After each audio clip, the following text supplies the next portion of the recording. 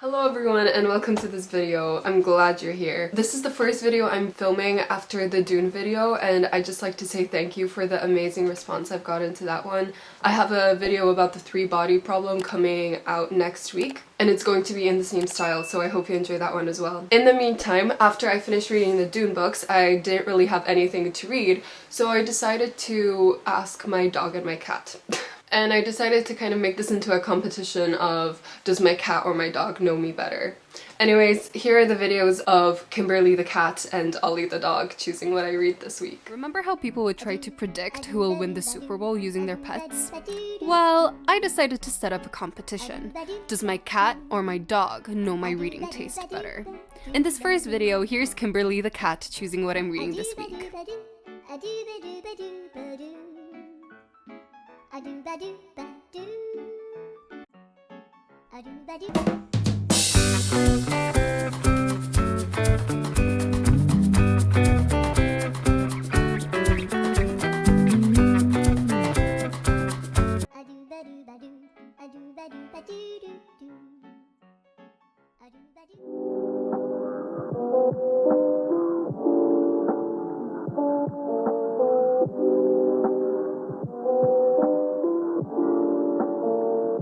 So I just finished the 6th chapter, and honestly, the thing that's like shocking me the most is how these narratives have started to connect back. So going from the 6th narrative to the 5th narrative again, like I thought that was so much fun, so interesting, and I wonder if that's gonna be how the rest continue to connect, because I really enjoyed that.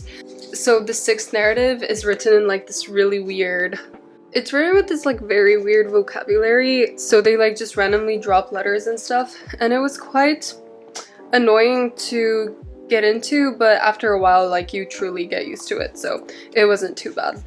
Yeah, I'll update you a little bit later.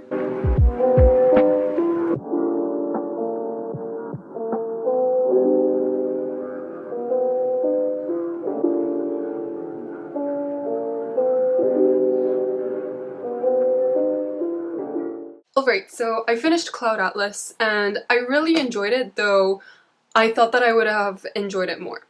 In total, I gave it 7 out of 10, which I think is a really good score.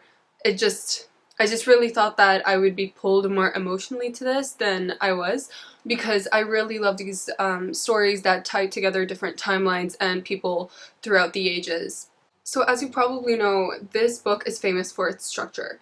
So it starts off with one story, then it cuts in half, goes to a second one, cuts in half, to the 3rd, 4th, 5th, then it goes to the 6th, and it has the entire 6th story in one go, and then it goes back down, so half of 5th, half of 4th, all the way back to the 2nd half of the 1st story. I think I'd say that my favorite one was either the 2nd or the 3rd, because there were these two characters that I really connected with. They're called Frobisher and Sixsmith, and they're tied together in these two narratives, and their story just really spoke to me. I actually watched the Cloud Atlas trailer the other day, and when I got to them I just started crying, so really enjoyed them. This book was shortlisted for the Man Booker Prize, and I think this is the first book that I've read from that was shortlisted for that list, and because of how much I did enjoy it, I want to push myself to read more books from that list, because I think it will push me out of my comfort zone a little bit more. And one more thing, when the stories were going back down, like from that 6th one, I loved the way that they connected together. I thought it was very clever, because it's kind of, actually no, I won't spoil it for you, but I thought that it was very clever, and it really honed in that message of that our lives right now are truly the products of the many lives before us. It's honestly shocking how well David Mitchell was able to imitate historical records for some of the more historical fiction-y texts, because I think that often it's quite difficult nowadays to imitate the forms of writing and grammar and vocabulary that were used back in the day, but David Mitchell did a very good job. So yeah, all in all, I must say Kimberly really knows me quite well. I will now continue on to Sirens and Muses.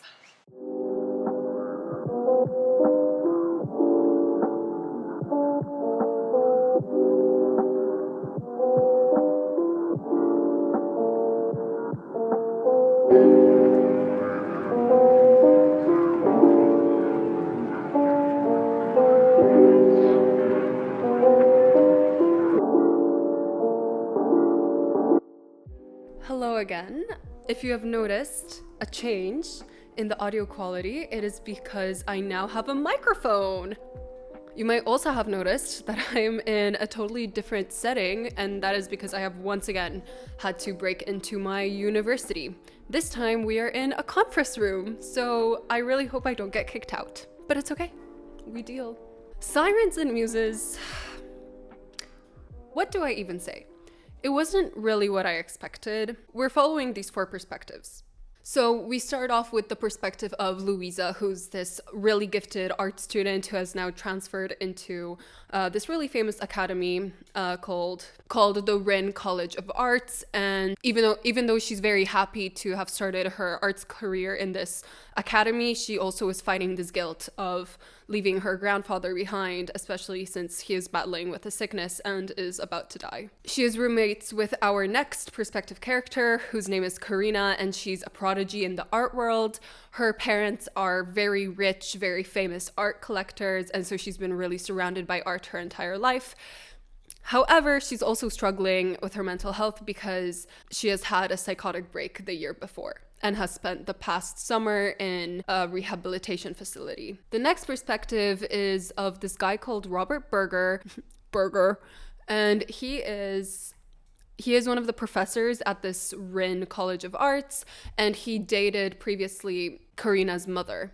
And so that's the tie between these 2 characters. Robert used to be very famous in the past because of this one painting that he drew, but he is now struggling with guilt over the subject matter of the painting that catapulted him to fame. And he's also quite depressed with the lackluster turn that his life has taken since. One of his students is very contrarian, and Robert finds himself butting heads with the student a lot of the time. And the student's name is Preston Utley, who is also dating Karina. Preston really tries to make this contrarian art that he posts to his blog called The Wart, but more often than not, his art comes across as contrived rather than what he is aiming for. But as this blog of his becomes more and more popular, his feud with the professor Robert Berger also starts to become more explosive and might have ramifications on both of their careers. Preston does see this as a way to elevate his artwork, but in reality, what will it just reveal about him as a person?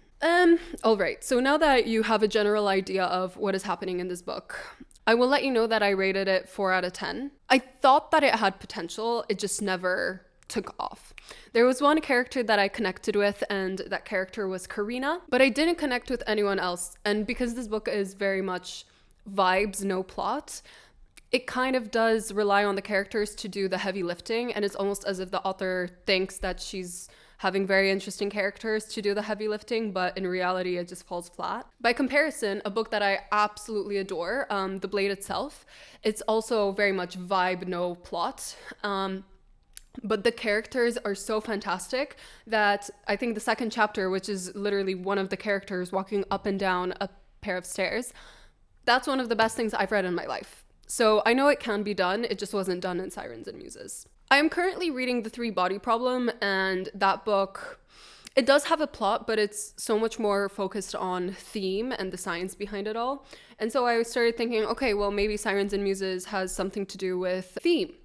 And once again, I think the author was thinking that she was doing something with theme, but again, it falls flat. The author tries to touch upon themes of classism and wealth distribution and the meaning of art in the modern age. Although she introduces each of these themes and she even has scenes of characters attending protests, she doesn't really give the reader any questions to think upon. She uses these themes more so as almost aesthetics or conflict points for her plot, but then doesn't go anywhere with them. So again, I feel like there was potential there, but it just really wasn't used. And also, there's something that made me very uncomfortable within this book. After a while, it kind of becomes weird how awful every single male character is. Every father, the art collector, even the random taxi driver at the very end of the book, all end up being awful. There's one male character that it can be argued that he's better than the rest of them, but even at the end, he turns into like a hypocrite that won't stand for his values in the face of money.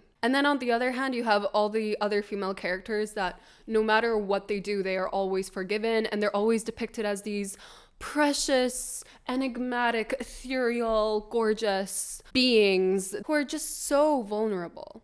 And it's almost as if all these female characters are better for their suffering because all of them come across as these artistic geniuses. I don't know, it was just kind of weird, and it came out more and more as I got into the book. So, that being said, I don't think that the book is awful. I think there are some redeeming factors. Again, I didn't give it a 1, I didn't give it a 2 or 3, I give it a 4. Thank you so much for watching till the end of the video. As you can see, I fall into the trap of not really knowing too much of what to say about a book that I really enjoy, and then just like blabbering on forever about a book that I didn't love as much. And as for the competition, clearly Kimberly knows me better, which to be honest I kind of expected because I am a huge cat girl and I love Ollie, don't get me wrong, but Kimberly is always first in my heart. Anyways, that's all from me. I hope you get to pick up the Cloud Atlas because I truly recommend that book. And I'll see you next week for my 3 body problem video. Bye! Don't forget to like and subscribe!